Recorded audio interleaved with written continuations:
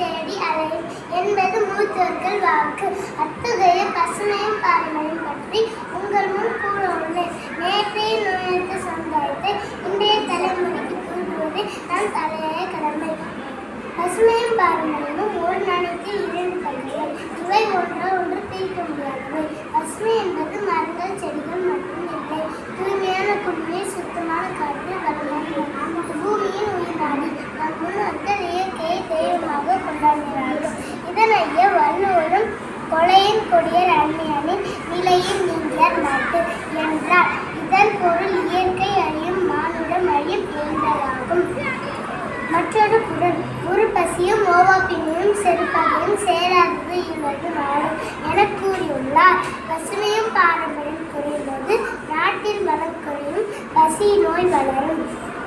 மரங்கள் வெட்டுவதை தடுத்தார்கள், நீர்நிலைகளை பாதுகாத்தார்கள். காடுகள், ஆறுகள், மலைகள் அவர்கள் வாழ்வின் ஒருங்கிணைந்த பகுதியாக இருந்தது.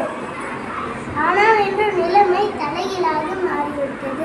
நவீனமயமாக்கல் என்ற பெயரில் நாம் பசுமையை இழந்து வருகிறோம்.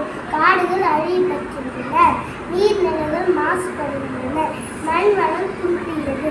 இதேபோல் பாரம்பரியத்தில் நாம் இழந்து வருகிறோம். பிளாஸ்டிக் பயன்பாடு அதிகரித்துள்ளது. ஆரோக்கியமான உணவுகளுக்கெல்லாம் மாறிவிட்டது. இதை வெறும் பேச்சோடு பேசாமல் செயலில் செய்து காட்ட வேண்டும். இதை போற்றி பாதுகாத்தால் மட்டுமே வருங்கால சந்ததிக்கு வளமான பூமியை விட்டு செல்ல முடியும். ஒவ்வொருவரும் ஒரு மரமாவது நட வேண்டும். மூத்தோர் அறிவுரைகளை கேட்க வேண்டும். பச்சை மரம் மரத்தால் தூய காற்றால் பெறுவோம், தூய காற்றால் குடிந்த மழை பெறுவோம், தூய மழையால் மண் வளம் பெறுவோம், மண் வளம் பெறுவதால் மனித குலம் செய்வோம். பசுமையும் பாரம்பரியம் காப்போம். நன்றி, வணக்கம்.